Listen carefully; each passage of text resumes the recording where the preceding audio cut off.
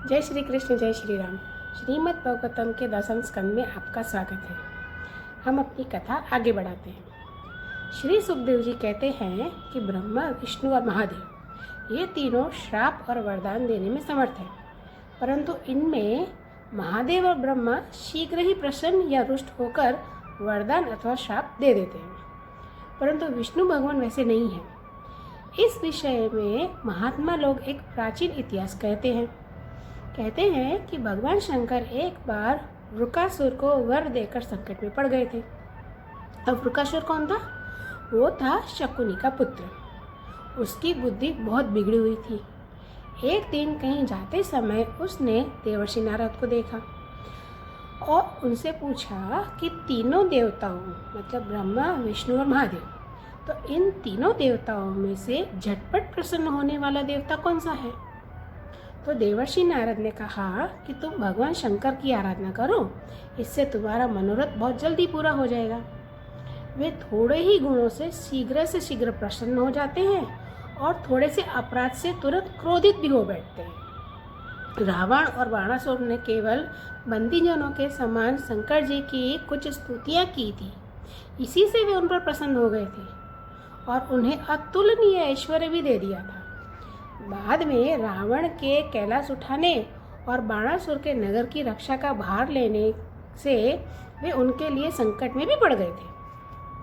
तो नारद जी का उपदेश पाकर वृकासुर, जो शकुनी का पुत्र है, वो केदारनाथ क्षेत्र गया और अग्नि को भगवान शंकर का मुख मानकर अपने शरीर का मांस काट काट कर उसमें हवन करने लगा। ऐसे करते करते 6 दिन बीत गए। जब भगवान शंकर के दर्शन नहीं हुए तब उसे बहुत दुख हुआ। 7वें दिन केदारनाथ तीर में स्नान करके उसने अपने भीगे बालों वाले मस्तक को कुल्हाड़ी से काटकर हवन करना चाहा। वो अपने सिर को चढ़ाना चाहता था। जैसे ही वो अपने सिर को काटने गया, तुरंत ही भगवान शंकर ने वृकासुर को रोक लिया।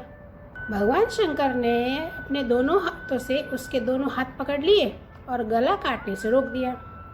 उनका स्पर्श होते ही वृकासुर के जो भी अंग जो अपूर्ण हो गए थे वो सब पूर्ण हो गए। भगवान शंकर ने वृकासुर से कहा कि प्यारे वृकासुर, बस करो, बहुत हो गया। मैं तुम्हें वर देना चाहता हूँ, मुँह मांगा वर मांग लो। मैं तो अपने शरणागत भक्तों पर केवल जल चढ़ाने से ही संतुष्ट हो जाता हूँ, तो तुम अपने शरीर को क्यों पीड़ा दे रहे हो? मांगो जो तुम्हें मांगना हो। अब अत्यंत पापी वृकासुर ने यह वर मांगा कि मैं जिसके भी सिर पर हाथ रख दूं वही मर जाए।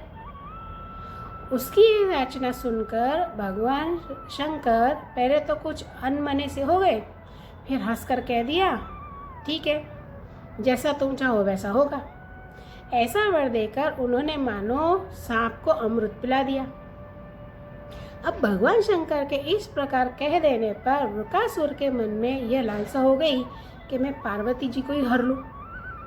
वह असुर शंकर जी के वर की परीक्षा करने के लिए उन्हीं के सिर पर हाथ रखने का प्रयास करने लगा। अब जैसे ही वो उनका प्रयास करने लगा, भगवान शंकर वहाँ से दौड़े। भगवान शंकर वैकुंठ लोक पहुँच गए। अब वैकुंठ तो भगवान नारायण का निवास स्थान है। जब भगवान ने देखा कि शंकर जी तो बड़े संकट में पड़े हुए हैं, तब वे अपनी योग माया से ब्रह्मचारी बनकर दूर से ही धीरे धीरे वृकासुर की ओर आने लगे। भगवान ने मेखला, काला चर्म, दंड और रुद्राक्ष की माला धारण कर रखी थी। हाथ में कुश लिए हुए थे। वृकासुर को देखकर उन्होंने बड़ी नम्रता से झुककर प्रणाम किया।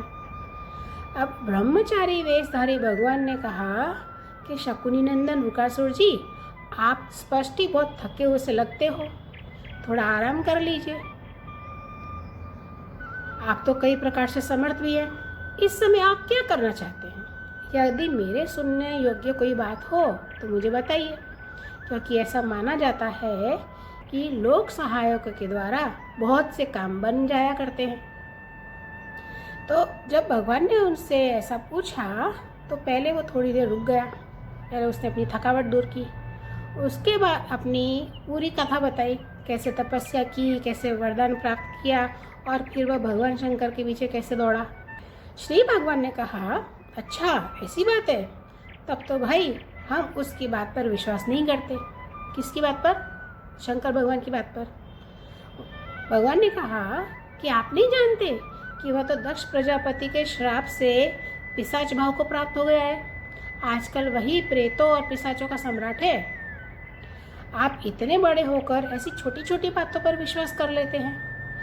आप यदि अब भी उसे जगत गुरु मानते हैं और उसकी बात पर विश्वास करते हैं तो झटपट अपने सिर पर हाथ रखकर परीक्षा कर लीजिए। यदि किसी प्रकार शंकर की बात असत्य निकले तो उस असत्यवादी को मार डालिए, जिससे फिर कभी वह झूठ नहीं बोल सकेगा। भगवान ने ऐसी मोहित करने वाली अद्भुत मीठी मीठी वाणी की तो वो जो विवेक बुद्धि जो है उसकी जाती रही और दुर्बुद्धि ने भूलकर अपने ही सिर पर हाथ रख लिया। जैसे ही उसने अपने सिर पर हाथ रखा उसी क्षण उसका सिर फट गया और वह वहीं धरती पर गिर पड़ा। ऐसा लगा जैसे कि उसके सिर पर बिजली पड़ी हो। वृकासुर की मृत्यु से देवता, ऋषि, पितर, गंधर्व सब प्रसन्न होकर पुष्पों की वर्षा करने लगे और भगवान शंकर उस विकट संकट से मुक्त हो गए। अब भगवान पुरुषोत्तम ने भय मुक्त शंकर जी से कहा कि देवादिदेव, बड़े हर्ष की बात है कि इस दुष्ट को इसके पापों ने ही नष्ट कर दिया। उनकी शंकर जी को संकट से छुड़ाने की यह लीला जो कोई कहता या सुनता है वह संसार के बंधनों और शत्रुओं के भय से मुक्त हो जाता है। आज की कथा आपको कैसी लगी कृपया कमेंट करके ज़रूर बताइएगा। धन्यवाद।